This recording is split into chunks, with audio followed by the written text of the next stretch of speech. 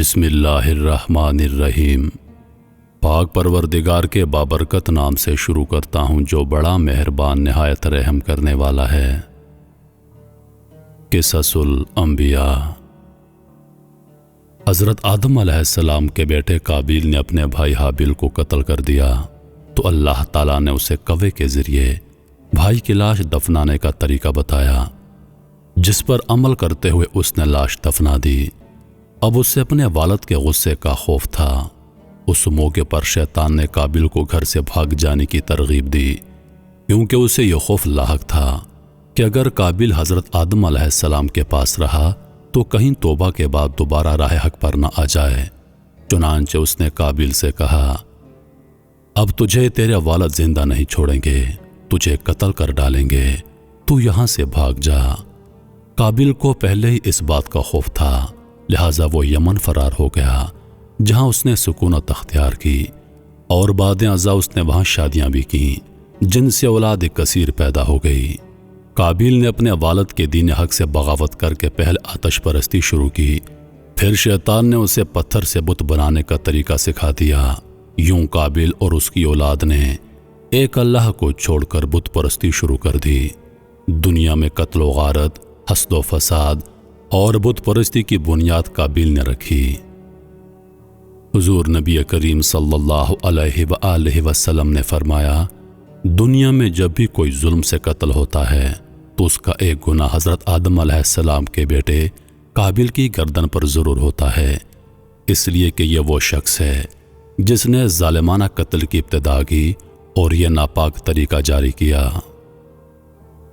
حضرت آدم علیہ السلام کو جب بیٹے کی قتل کی خبر ملی تو وہ بہت غمزدہ ہو گئے، کیونکہ حابیل نہایت سعادت مند، فرما بردار، نیک اور شائستہ نوجوان تھا۔ اس کے انہی اوصاف حمیدہ کی بنا پر حضرت آدم علیہ السلام کو امید تھی کہ وہ اللہ کے دین کو آگے بڑھانے میں ان کا معاون و مددگار ثابت ہوگا۔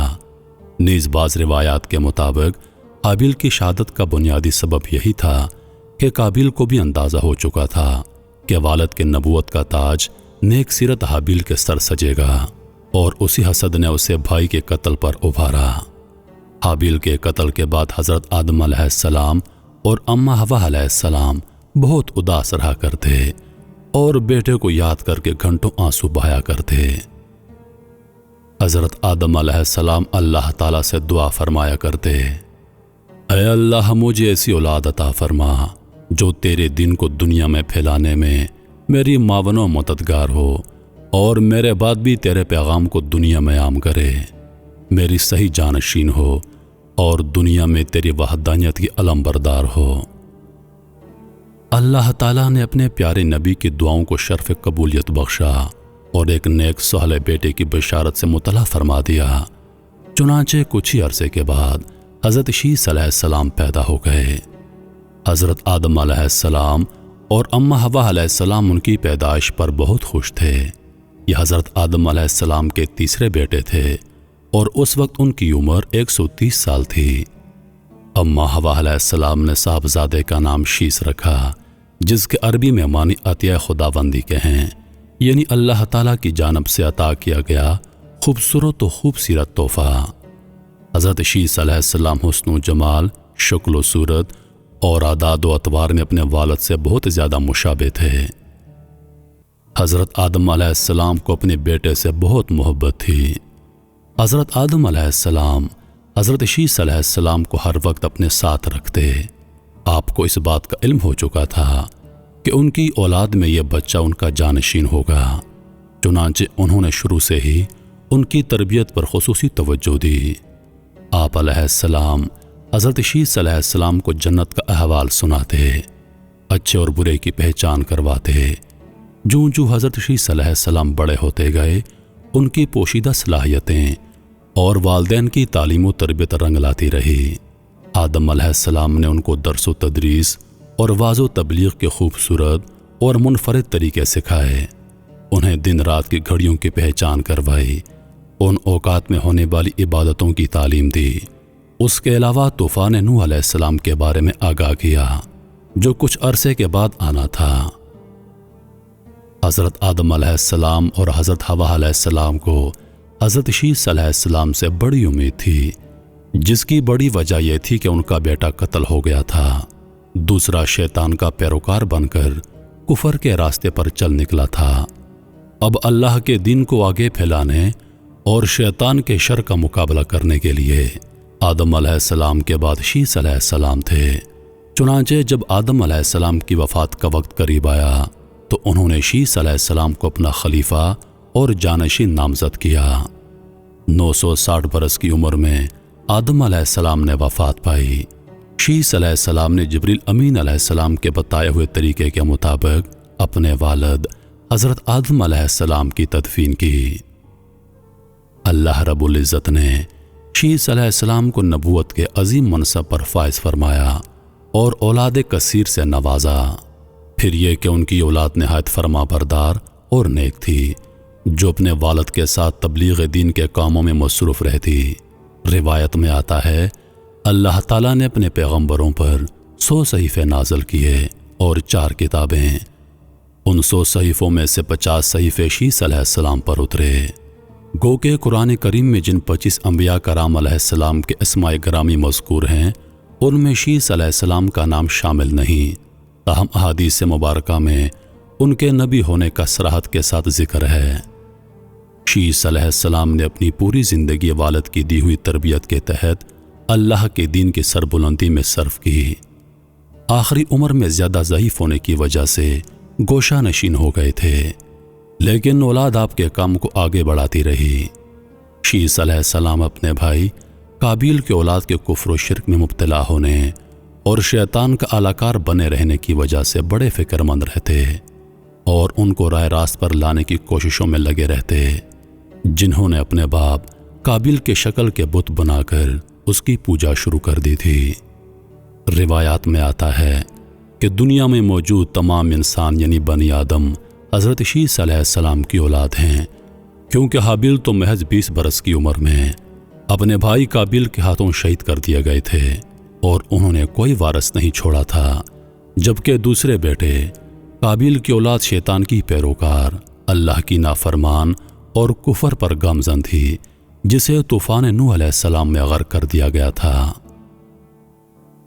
مسلمانوں کی طرح یہودی اور عیسائی بھی شیس علیہ السلام کو حضرت آدم علیہ السلام اور حوا علیہ السلام کا تیسرا بیٹا، نبی اور ان کا جانشین تسلیم کرتے ہیں، جبکہ وہ بھی اس بات کے قائل ہیں کہ موجودہ تمام انسان شیس علیہ السلام کی اولاد ہیں۔ شیس علیہ السلام لوگوں کو نصیحت فرمایا کرتے کہ سچا مومن وہ ہے جو اللہ تعالیٰ کو پہچانتا ہو، نیک اور بد کو جانتا ہو، بادشاہ وقت کا حکم مانتا ہو، والدین کے حقوق ادا کرتا ہو اور ان کی خدمت کرتا ہو، صلح رحمی کرتا ہو، غصے پر قابو رکھتا ہو، محتاجوں اور مسکینوں کے ساتھ حسن سلوک سے پیش آتا ہو، گناہوں سے پرہیز کرتا ہو، مصیبت کے وقت صبر کرتا ہو اور اللہ تعالیٰ کی نعمتوں پر اس کا شکر ادا کرتا ہو۔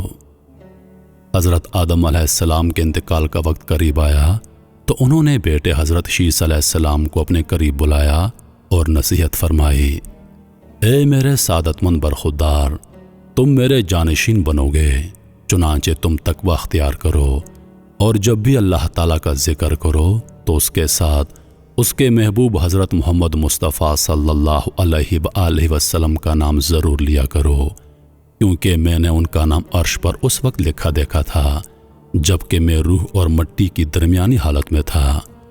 پھر میں نے تمام آسمانوں کا چکر لگایا تو بارگاہ رب العزت میں آپ صلی اللہ علیہ وآلہ وسلم کی شان محبوبیت کا یہ عالم دیکھا کہ نام پاک محمد اللہ تعالیٰ کو اتنا پیارا ہے کہ آسمانوں میں ایسی کوئی جگہ نہیں جہاں پر محمد کا نام نہ لکھا ہو۔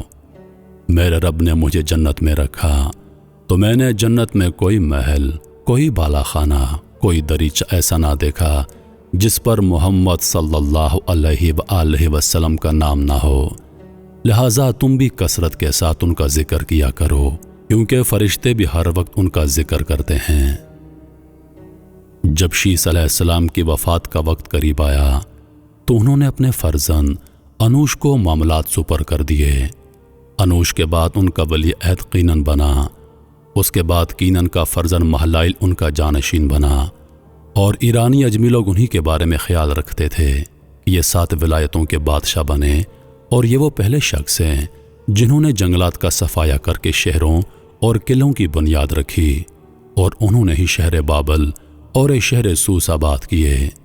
ابلیس اور اس کے لشکروں، جنات وغیرہ کو مار مار کر انسانی آبادی سے بھگا کر ویرانوں اور گھاٹیوں میں دھکیل دیا۔ ان کا ایک بڑا تاج تھا اور وہ لوگوں کو واعظ بھی فرمایا کرتے۔ ان کی بادشاہی 40 برس تھی۔ جب وفات کا وقت قریب آیا تو انہوں نے اپنے فرزند اخنوخ کو اپنا جانشین مقرر کیا اور انہیں مختلف کاموں کو انجام دہی کے حوالے سے وصیت کی۔ مشہور اقوال کے مطابق یہی اخنوخ حضرت ادریس علیہ السلام تھے، جنہیں شیس علیہ السلام کے بعد اللہ تعالیٰ نے نبوت سے سرفراز فرمایا۔ حضرت شیس علیہ السلام کی وفات 912 برس کی عمر میں ہوئی، اور ان سے منسوب مزارات 3 مختلف مقامات، پہلا غزہ، دوسرا عراق کے شہر موصل، اور تیسرا ایودھیا بھارت میں ہیں۔ ان تینوں میں سے کس میں شیس علیہ السلام مدفون ہیں، یہ اللہ تعالیٰ بہتر جانتا ہے۔ تو محترم عزیز دوستو، یہ تھا قصص الانبیاء میں حضرت شیس علیہ السلام کا تذکرہ۔ امید کرتا ہوں کہ ویڈیو آپ دوستوں کو پسند آئی ہوگی۔ ہم اپنے آنے والے قصے میں حضرت ادریس علیہ السلام کا قصہ بیان کریں گے۔ تب تک ہمارے ساتھ رہیے۔